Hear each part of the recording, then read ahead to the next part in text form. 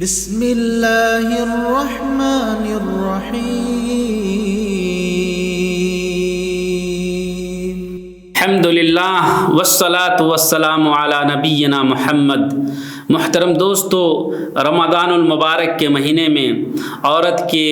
جو اعمال، خواتین کے جو حقوق ہیں، ان کے بارے میں چند باتیں آپ کے گوشے گزار کر رہا ہوں۔ یہ بات واضح ہے کہ اسلام سے پہلے عورت کو بہت ہی حقیر جانا جاتا تھا، لیکن اسلام نے خاتون کو بہت زیادہ عزت افزائی کی اور عزت دیا، اور یہاں تک کہ میراث میں بھی انہیں حق دیا۔ اللہ تبارک و تعالیٰ نے اس دین اسلام کے آنے کے بعد یقیناً مسلم خواتین اور عام طور پر تمام خواتین کو اللہ تعالیٰ نے عزت بخشی۔ جو ماں بن کر کے یہ واجب ہو جاتا ہے اولاد پر کہ اپنی ماں کی واجبی طور پر اطاعت و فرما برداری کرے، وہی خاتون جب بہن، ماں، بیٹی اور خالہ، پھوپھی بنتی ہے تو دیگر تمام رشتہ داروں کے لیے واجب ہوتا ہے کہ ان کے ساتھ صلہ رحمی کیا جائے، اور تمام معاشرے مسلم کے لیے جائز ہے، یہ جائز نہیں کہ کسی طرح سے حقیر نگاہ سے ان کو دیکھیں، بلکہ جیسے جیسے ان کی عمر بڑھتی ہے پوری کی پوری معاشرہ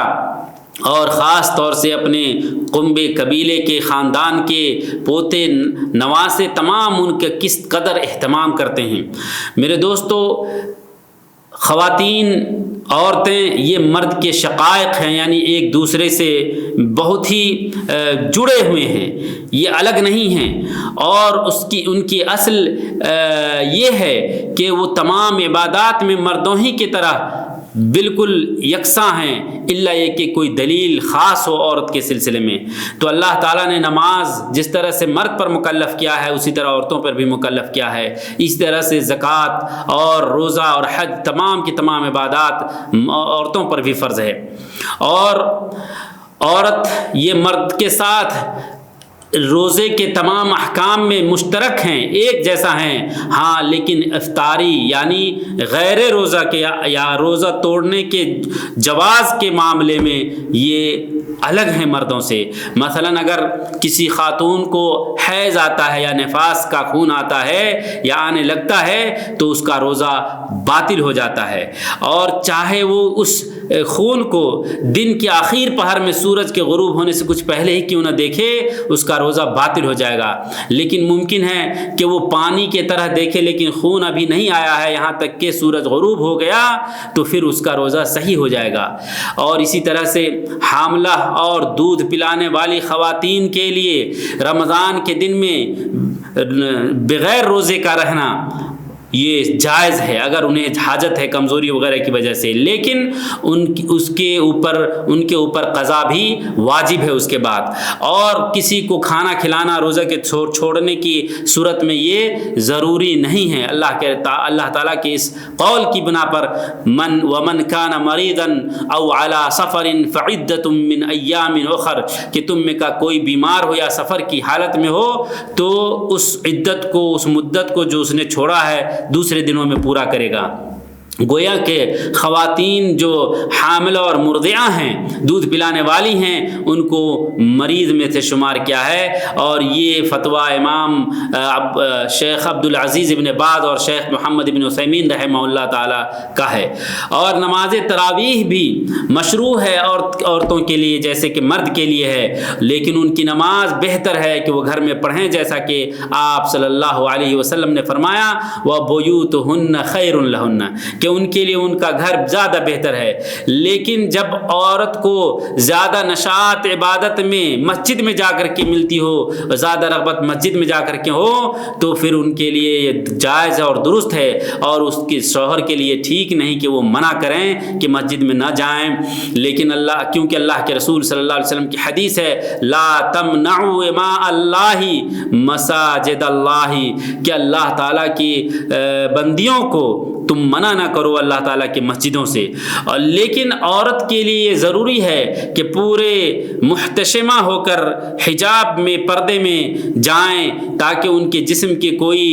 نشیب و فراز نظر نہ آئے، پورے طور پر عفت کے ساتھ جائے۔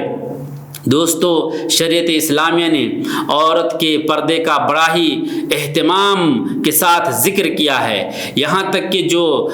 بوڑھی خواتین ہیں ان کے سلسلے میں بھی جب وہ گھر میں بھی رہیں تو اللہ تعالیٰ نے فرمایا والقواعد من النساء اللاتي لا يرجون نکاحا،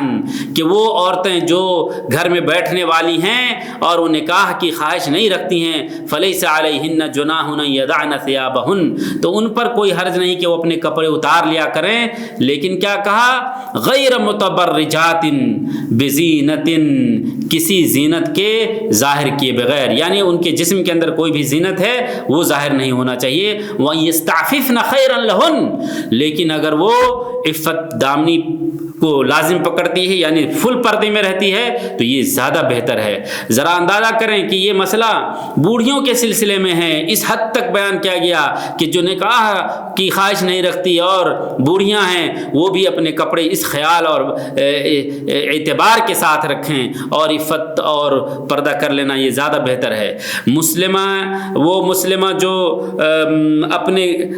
آپ کو حجاب کرتی ہیں ان کے لیے ضروری ہے کہ اپنے دل کے اندر یہ نیت رکھیں کہ اللہ تعالیٰ نے حجاب ہمارے اوپر فرض کیا ہے، تو یقیناً ان کو بہت ہی عظیم اجر اللہ تعالیٰ عطا کرے گا۔ میرے دوستو، رمضان المبارک میں خواتین کے متعلق جو مسائل ہیں وہ یہ کہ زیادہ تر ان کا وقت کھانا بنانے کے اندر صرف ہوتا ہے، لیکن اس میں بھی اگر وہ صالح نیت کے ساتھ کھانا بناتی ہیں اور اپنے وقت کو کھانا بنانے کے وقت اور مشغولیت کے وقت اللہ کی تسبیح، تحمید اور تحلیل اور ذکر میں گزارتی ہیں، یقیناً ان کو اللہ رب العالمین مکمل اجر سے نوازے گا، اور اللہ رب العالمین ان کے اس عمل کو ان کے لیے خصوصیت کے ساتھ اجر عطا کرے گا۔ دوسرے مسائل رمضان کے اندر جو خواتین کے مسئلے سے ہے کہ جب ان کو خون آ جائے حیض یا نفاس کا تو وہ عبادت چھوڑ دے، یعنی جو منع ہے جیسے روزہ ان کے لیے اس وقت حرام ہے، باطل ہو جائے گا اور وہ نماز نہیں پڑھے گی، لیکن ذکر اور اس کے علاوہ تسبیح اور تحمید اور قرآن کریم کی تلاوت وہ کریں گی۔ ہاں، قرآن کریم کی تلاوت قفاز وغیرہ یا ہاتھ میں بھی کوئی کپڑا وغیرہ باندھ کر کے اور قرآن چھوئیں گی، مباشرتاً ڈائریکٹ قرآن کو ہاتھ نہیں لگائیں گی، قرآن ہاتھ میں رکھ سکتی ہے لیکن ہاتھ پر کوئی کپڑا وغیرہ رکھ کر کے۔ دوستو، اللہ تعالیٰ سے دعا کرتے ہیں کہ ہم امت مسلمہ کے خواتین کو اللہ تعالیٰ عظمت بخشے، آمین۔ وصلی اللہ علی نبینا محمد۔